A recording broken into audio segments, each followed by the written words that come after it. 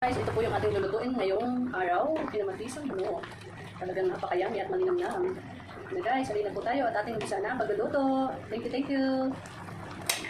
Gandang gabi, magluluto po tayo ng pinamatisang manok. Unahin po natin ang mag-isa ng sibuyas. Yan, pero kapag meron po sibuyas, meron din pong bawang. Yes, at talagyan ko na rin po ng luya para sa ating antay-lansa ng ating manok. Ayan, isa-isa lang po natin. Hanggang sa umamoy po itong ating at maluto at maging golden brown itong ating sibuyas, bawang at luya. Ayan. Ayan guys, at isusunod na po natin ang manok. Ating pong lulutuin para sa konting hanggang sa maging golden brown siya. Ayan. Isasangkot na po natin guys. Lagyan ko rin po siya ng patis. Para lumasa na po yung ating chicken. Ayan, 3 tablespoon ng patis.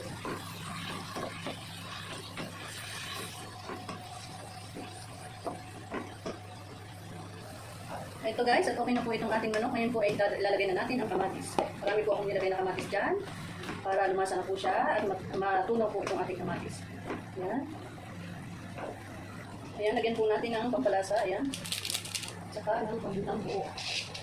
Para natin bumango. Lagyan po natin ng water. At lutuin lang po natin ang manok sa loob ng 20 minutes. Pakuluan po natin siya.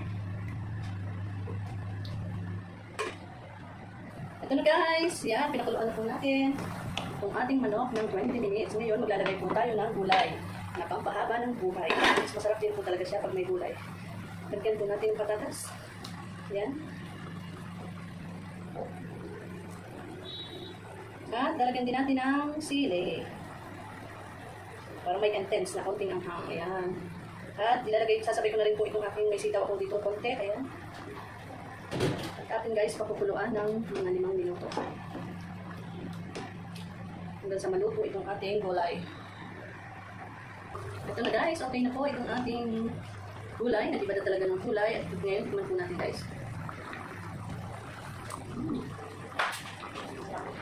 Sarap na. Lagyan po natin ng paminta. Pamintang durog.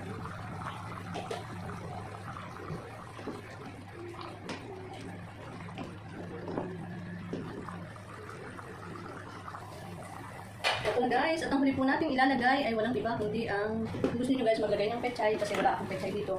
Nandito lang sa akin ay itong aking lettuce. Yan. Yun lang po ang meron ako, kaya yun lang ang ilalagay ng gulay. Yung salad may spinach din para mas malinamnam. Yung iba guys ay naglalagay ng pechay. Kahit anong gulay na pwede mong idagdag. Yan. Pagkatapos pakuluin lang po natin ng 1 minuto at okay na po itong ating kinamatisang manok. Ito na guys, okay na po itong ating kinamatisang manok. Kaya kailangan natin ang ating gulay na pampahaba ng buhay. Ayan, wow. Ayan na guys. Ito na, luto na po itong ating kinamatisang manok. Thank you so much for watching guys. Let's eat.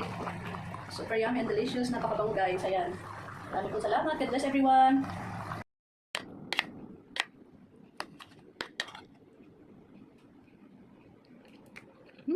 Sarap.